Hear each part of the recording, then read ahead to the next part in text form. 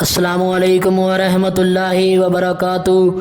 ناظرین، آپ دیکھ رہے ہیں زین مدنی اسلامک چینل اور میں ہوں آپ کا میزبان محمد زین مدنی۔ ناظرین، جیسا کہ آپ کو معلوم ہے کہ ہم ریاض الصالحین ریکارڈ کر رہے ہیں اور آج ہم ریاض الصالحین کی حدیث نمبر 40 ریکارڈ کریں گے۔ آپ سے التماس ہے کہ ہمارے چینل کو سبسکرائب کر لیں، لائک کریں، شیئر کریں، بیل آئیکن پہ کلک کریں تاکہ ہر آنے والی نئی ویڈیو آپ تک پہنچ سکے۔ نحمدہ ونصلی علی رسولہ الکریم، اما بعد فاعوذ باللہ من الشیطان الرجیم، بسم اللہ الرحمن الرحیم۔ ریاض الصالحین جلد اول اور باب نمبر 3، باب الصبری، صبر کا بیان، اور حدیث نمبر 40۔ حضرت انس رضی اللہ عنہ سے روایت ہے کہ رسول اللہ صلی اللہ علیہ وسلم نے فرمایا، تم میں سے کوئی شخص کسی تکلیف کی وجہ سے جو اسے پہنچی ہو موت کی آرزو نہ کرے، اگر اس کے بغیر چارہ نہ ہو تو اس طرح دعا کرے، اللہم احیینی خیرا لی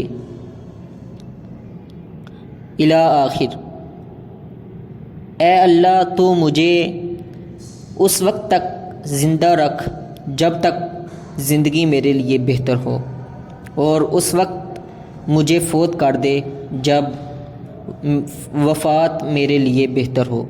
اسے بخاری و مسلم نے روایت کیا ہے۔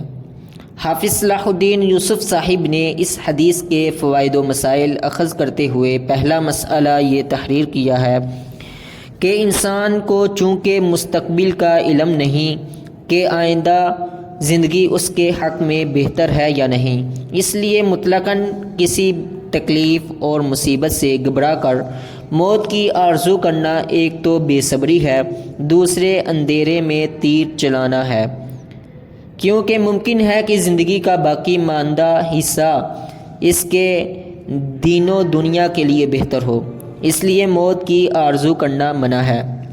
دوسرا مسئلہ یہ تحریر کیا کہ شہادت کی یا کسی مقدس جگہ میں مرنے کی آرزو کرنا جائز ہے، کیونکہ یہ مسئلہ زیر بحث سے مختلف چیز ہے۔ اگر ویسے ہی موت کی آرزو کرنی ہو تو حدیث میں مذکور الفاظ کے ساتھ دعا کی جائے، اور وہ مذکور الفاظ کچھ اس طرح ہیں، اللہم احیینی ما کانت الحیات خیرا لی وتوفنی اذا کانت الوفات خیرا لی۔